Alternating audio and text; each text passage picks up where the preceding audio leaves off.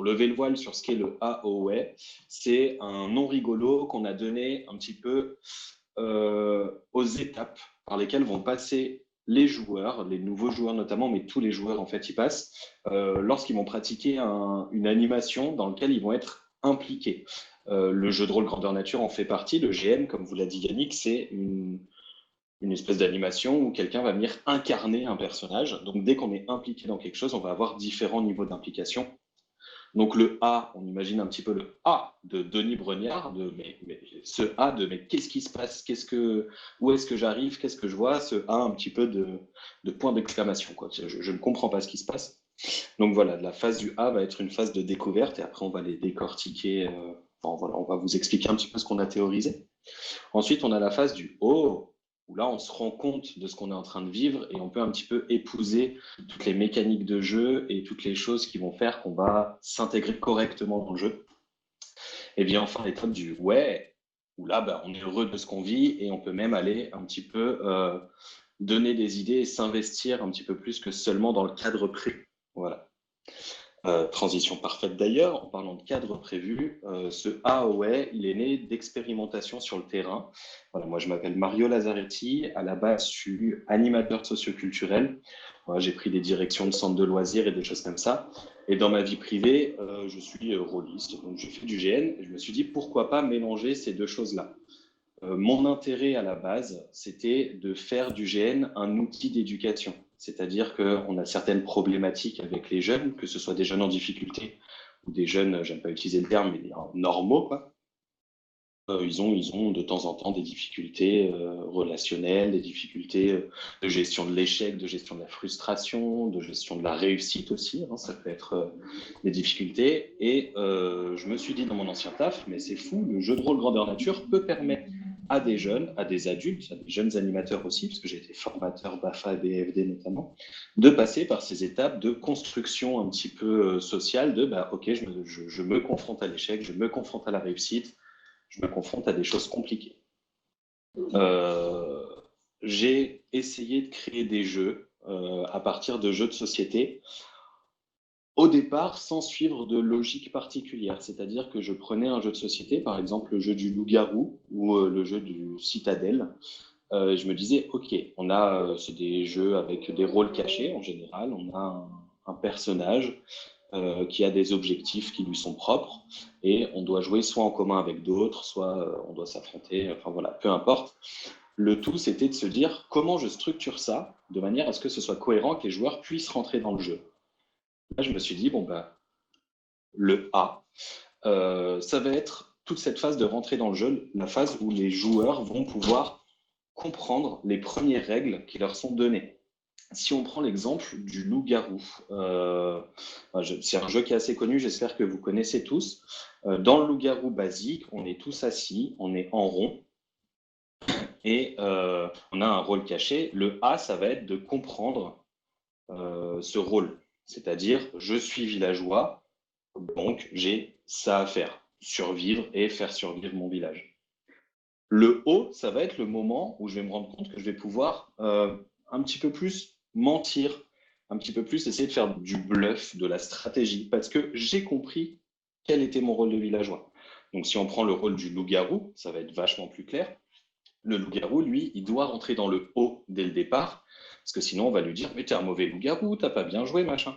Donc dans le jeu du loup-garou, le joueur qui sera loup-garou va dès le départ être obligé de comprendre son rôle et n'aura pas de phase d'expérimentation parce que s'il se loupe, il meurt. Le village va décider de le tuer. Donc, en prenant ce jeu, en faisant une version grandeur nature, qui peut s'apparenter à l'extension Le Village, avec des rôles de jour, donc voilà, pour ceux qui connaissent l'extension, je me suis dit, à l'époque, avec mon équipe d'animateurs, ok, comment on laisse le temps aux joueurs de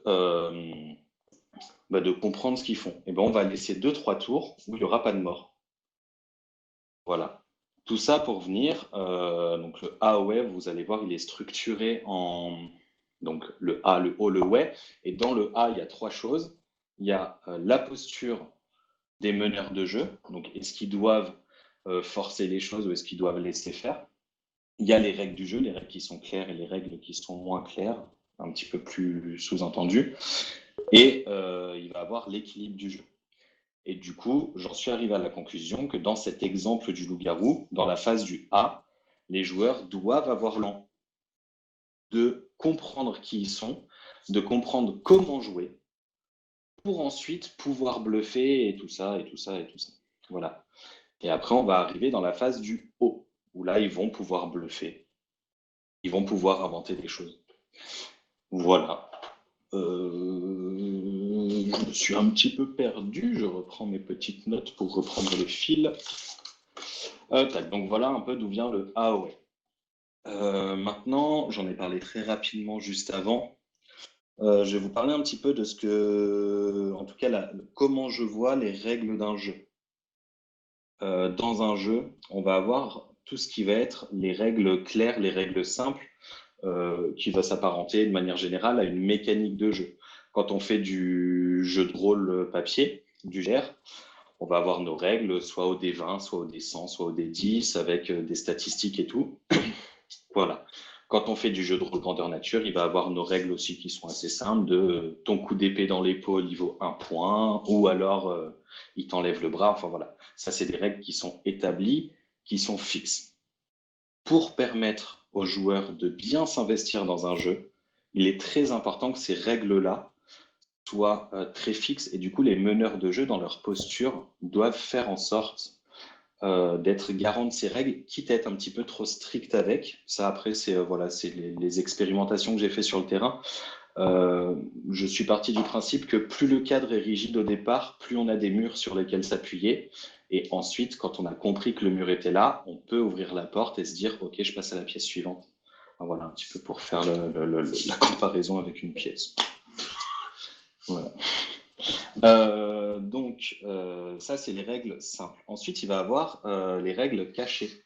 Les règles cachées, c'est les règles que les joueurs vont pouvoir aller titiller, aller expérimenter quand ils auront compris les règles simples. Si on reprend l'exemple d'un jeu de société, par exemple, Citadel, je ne sais pas si c'est assez connu, mais en gros, dans Citadel, on doit être le plus riche. C'est ça, Citadel. Voilà. En gros, dans Citadel, on doit être le plus riche et pour ça, il y a différentes manières de faire. On choisit un personnage au début de chaque tour et chaque personnage va avoir une compétence particulière. Ça, c'est la règle simple. La règle cachée, ça va être de se dire, OK, si je prends tel personnage à ce moment-là, ça va engendrer ça sur les autres joueurs. En fait, la règle cachée vient simplement du fait d'avoir compris toutes les règles simples. Et Citadel n'est peut-être pas forcément un bon exemple, mais si on reprend le loup-garou dont je parlais tout à l'heure, dans la version grandeur nature qu'on a fait, il y a des boulangers, il y a des pâtissiers, des choses comme ça, et en fait, les gens peuvent se lever pendant le jour. Quelqu'un qui serait en rôle de nuit, voilà, dans les règles simples, il est loup-garou. Le jour, il est boulanger. Donc, le but du boulanger, pour vous faire un petit topo rapide, ça va être de créer du pain pour que le village survive. Et comme le joueur est loup-garou, son but, c'est pas que le village survive. Du coup, sa règle cachée, ça va être, OK, qu'est-ce qu'il va en faire de ce pain-là? Il n'est pas forcément obligé de le donner. Il n'est pas forcément obligé de ne pas le donner. Voilà, c'est tout ce qui va amener au bluff.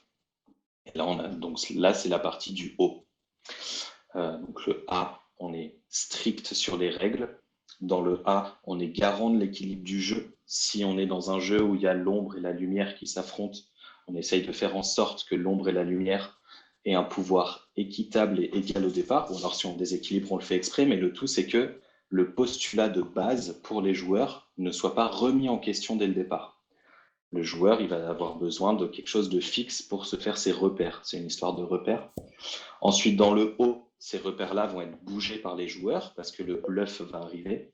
Et dans le ouais, c'est le moment où les joueurs vont pouvoir être à l'initiative de choses qui n'étaient pas prévues dans le cadre de départ. Quand on prend l'exemple d'un jeu de rôle grandeur nature, les orgas ont peut-être au départ dit les dieux des ténèbres s'affrontent avec les dieux de la lumière, va falloir faire un rituel pour créer un dieu neutre. Et peut-être que les joueurs ils vont trouver une autre solution parce qu'ils auront compris toutes les règles de mécanique de jeu, toutes les règles du lore du jeu. Qu'est-ce que permet l'univers du jeu? Voilà, dans le Seigneur des Anneaux, il y a des anneaux. Qu'est-ce que ça permet de faire? Donc tout ça, et avec tout ça, ils vont pouvoir atteindre le ouais. Chose qui est importante, chaque individu, un groupe, c'est formé de plusieurs individus. Du coup, un groupe va avoir un rythme de groupe qui va être influé par le rythme des individus. Et construire ces jeux de rôle grandeur nature en pensant au A, au ouais, c'est construire un jeu de rôle grandeur nature en nivelant par le haut. C'est-à-dire qu'on va essayer de tirer les joueurs vers le haut, le OH du coup, la deuxième partie. On va essayer de les tirer vers le haut, puis vers le ouais, pour que ceux qui seraient un peu à la traîne soient tirés par leur père, donc par les autres joueurs. Parce que quand on est dans un groupe de joueurs, on a beaucoup de joueurs qui essayent des nouvelles choses et qui expérimentent. Ceux qui n'ont pas encore compris toutes les règles vont essayer de rattraper pour se dire « Ah, mais ça c'est cool, je veux faire ça ». Voilà. Donc voilà, grosso modo, hein, c'est pas quelque chose qui allait prendre 1 heure, désolé. Mais par contre, voilà, on a fait un petit peu le tour. C'est la première fois que je m'exprime comme ça devant concrètement des gens que je ne vois pas pour de vrai. C'est quelque chose qui est difficile pour moi. Donc voilà, si vous voulez allumer vos micros, poser des questions ou des choses comme ça, hésitez. Ça me permettra de restructurer, de réexpliquer si besoin, de dire un petit peu d'où je tire ça, machin, voilà. Oui, l'idée de cette conférence, c'est de dire comment on fait pour que les joueurs s'approprient le jeu. En fait, très concrètement, quand on est organisateur d'un GN, ce qu'on va préconiser, c'est de réfléchir notre GN en prenant en compte ces étapes de A au ouais. C'est-à-dire que sur notre début de GN, peut-être les 2 premières heures, enfin ça dépend combien de temps il dure. Combien de temps il dure. Sur un GN de 5 jours, ça va plus être la première journée. Ça va être de faire en sorte que les joueurs puissent aller expérimenter et essayer les règles simples. Voilà, mais vous avez des guerriers, ils savent pas comment se battre, ben, bim, vous leur envoyez des PNJ pour leur taper sur la gueule, et là, ils vont apprendre. Ah, ben, compte tes points de vie, machin.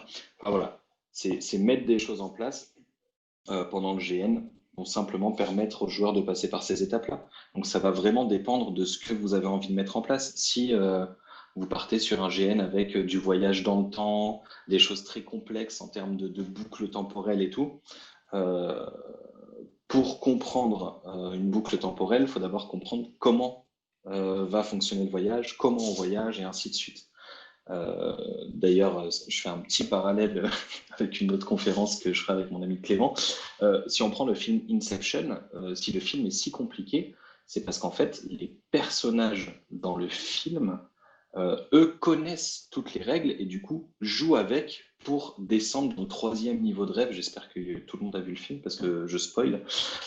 Pour descendre dans le 3e niveau de rêve. En fait, tout ce postulat de base que les personnages connaissent, toutes ces règles-là, nous, spectateurs, on ne les connaît pas. Donc, pour comprendre le film, il faut qu'on comprenne les règles de base, puis qu'on comprenne comment les personnages jouent avec. Et c'est hyper complexe, et c'est pour ça que moi, j'adore ce film personnellement, parce qu'il y a un double niveau de compréhension. Mais ça, dans un jeu de rôle grandeur nature, ça peut être compliqué. De mettre des choses volontairement compliquées, c'est cool. Par contre, il faut réfléchir à quelles étapes on va amener à ce que les gens puissent comprendre et surtout expérimenter. Voilà.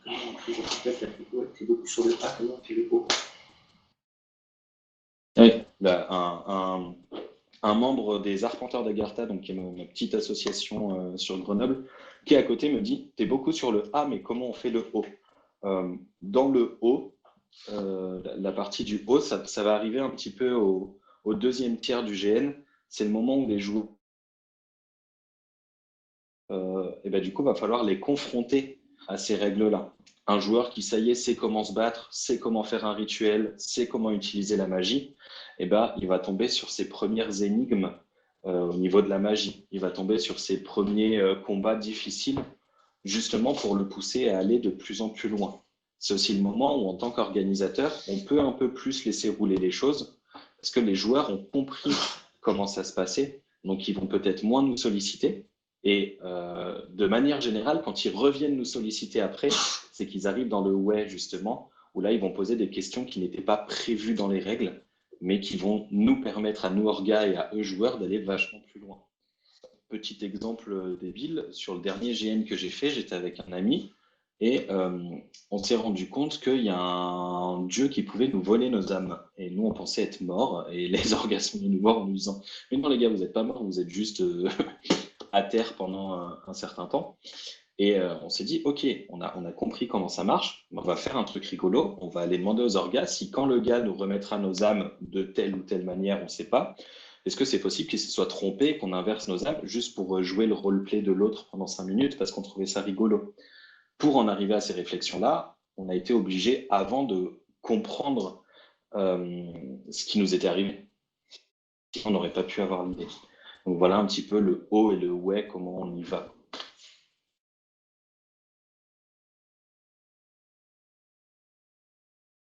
Il me semble que dans cette problématique-là autour du AOE, c'est aussi dire aux orgas, bah, il y a ces phénomènes-là qui se produisent au niveau des joueurs, surtout au niveau des joueurs pour qui c'est la première expérience, qui découvrent le jeu, et donc d'être attentif à ces mécaniques-là de réaction des joueurs et de pouvoir anticiper aussi et permettre aux joueurs d'entrer tranquillement dans le GN et y prendre plaisir.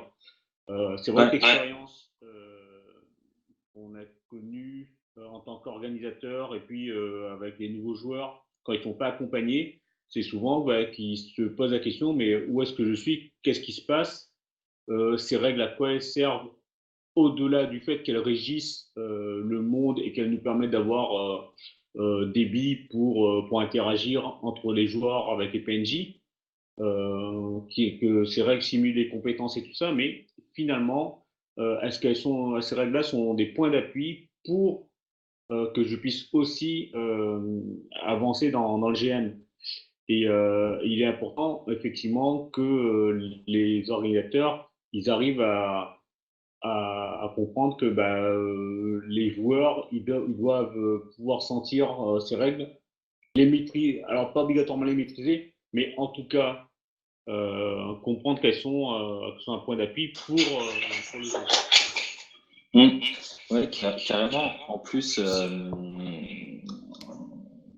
alors attends, je la refais. Voilà, pardon. En plus, chaque joueur ne va pas réagir pareil à la règle. Donc, ils vont plutôt être à aller titiller la règle, voire essayer de la dépasser pour la comprendre. Quand on fait du GN avec des adolescents, ça arrive souvent, mais il y a aussi des adultes qui sont dans cette logique. Il y a des gens qui vont se plier à la règle sans essayer d'en sortir. Du coup, c'est le total inverse. Et c'est pour ça que c'est hyper important d'analyser un petit peu, OK, que font mes joueurs là? Qu'est-ce qui se passe au niveau du jeu? Qu'est-ce qu'ils essayent de faire pour voir à quel moment on peut se permettre en Corga de laisser les joueurs aller au-delà de la règle ou alors s'enfermer dedans. Voilà, donc c'est quelque chose à bien prendre en compte. Dans les indicateurs de où en est le joueur aussi, c'est tout con, mais il y a les questions qu'il va vous poser. Un joueur qui vient pas vous voir du tout en tant qu'orga, c'est soit qu'il a tout compris et qu'il roule très bien, mais là ça se voit parce qu'on le verra courir partout, échanger avec tout le monde, soit qu'en fait il y a une chose qui le bloque et les gens qui sont bloqués ne disent pas tout le temps ce qui les bloque. Du coup, en réfléchissant à ce A au ouais, on peut peut-être donner plus à ce joueur-là, simplement pour lui permettre d'atteindre le ouais en lui donnant un petit coup de main. Lui donner une info que les autres n'ont pas, mais que lui aurait, pour qu'il puisse se dire, OK, j'ai un petit coup d'avance, et ensuite, c'est lui qui choisit comment il traite cette information. Et voilà, quand on a des joueurs qui sont décrocheurs, des fois, passer par eux pour quelque chose d'important, ça peut être, ça peut sauver leur jeu, en fait. J'ai déjà vu des joueurs qui s'ennuyaient grandement dans un jeu, et en allant leur donner l'information qui manquait à tout le monde. Alors ok, ça a un petit peu déséquilibré pendant un moment le jeu, mais par contre, ça permet à ce joueur de se réinvestir parce que c'est lui qui choisit comment il traite cette information. Et ça, c'est, je pense, le plus important dans le jeu de rôle grandeur nature, c'est laisser la libre expression et la libre interprétation des choses aux joueurs.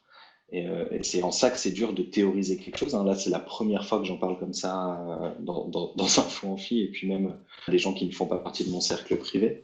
La difficulté de théoriser une méthode comme ça, c'est qu'en fait, on a affaire à de l'humain en face de nous, et l'humain a des réactions qui n'est pas, enfin, pas toujours homogène, quoi. Au contraire, et c'est tant mieux. Hein, mais voilà. Il y a Thomas, toujours le même, qui me demande, et du coup, la posture des orgas dans la phase du ouais. Ce qui est bien dans la phase du ouais, c'est que les joueurs vont venir nous casser les pieds, à nous demander plein de trucs. Et en tant qu'organisateur, ça va nous bousculer. Parce que les joueurs vont nous demander des choses qui n'est pas prévues dans le cadre de base. Les joueurs vont nous poser des questions sur des règles qu'on n'a pas pensées ou vont vouloir faire des interactions qui. Voilà. Je pense que la première chose à faire, c'est d'être honnête avec le joueur et ne pas, si on ne sait pas, ne pas lui répondre quelque chose alors qu'on ne sait pas, juste lui dire laisse-moi le temps de réfléchir. Et ça, c'est des choses qui peuvent sauver un GN, de dire aux joueurs laisse-moi 10 minutes, je reviens te voir après, je trouve ton idée bonne, je regarde comment elle s'insère dans le truc. Et des fois, les joueurs vont nous étonner à nous dire bah alors si j'ai bien compris, le truc marche comme ça, comme ça, comme ça, du coup ça s'insère comme ça. Et là, bah, leur gars, il lui dit ok, laisse-moi 5 minutes, j'en parle aux autres. Et voilà. Je pense que la première posture, c'est l'honnêteté et de dire bah, je ne sais pas et laisse-moi 2 minutes. Plus un GN va être de manière crédible dans son univers, plus on va pouvoir répondre rapidement. Parce que bah, si, on va reprendre l'exemple de Tolkien, mais si on sait comment tout marche, si on sait comment fonctionnent les anneaux, si on sait de quoi est capable telle race, de quoi est capable telle race, voilà, bah, on sait qu'on donne l'anneau à un hobbit et pas à un nain, tout simplement. Donc, voilà. Ouais. Bon, du coup, on peut peut-être effectivement redéfinir rapidement GN pour les nouveaux gens. Et puis voilà, mais comme tu disais au début, Yannick, le jeu de rôle grandeur nature, c'est des personnes qui vont incarner un rôle sur un temps donné. Et en fait, ils vont incarner ce rôle dans un contexte politique, géographique, social, qui est fictif. Voilà. Des fois, il peut être basé sur des faits réels, mais voilà, là, on est surtout dans du fictif, dans le cadre du GN, même si on est dans une époque qui existait avec des faits réels, l'histoire sera fictive. Et du coup, c'est pour ça qu'on parlait de réaction humaine et tout ça tout à l'heure, parce qu'en fait, on incarne ce personnage. Il y a des gens qui ont des difficultés à incarner un personnage. Du coup, ils vont avoir tendance soit à ne pas jouer, ce qui est dommage, soit à incarner le personnage comme eux vivraient les choses. Ben, c'est très bien, en fait. Enfin, je pense en tout cas que c'est très bien. Et du coup, ça va leur permettre aussi de m'analyser pourquoi ils sont pas dans le jeu. Ils n'y sont pas et nous de mieux pouvoir réagir en tant qu'organe. Eh bien, bon après-midi à tout le monde et merci d'avoir assisté à cette conférence. Good. Au revoir.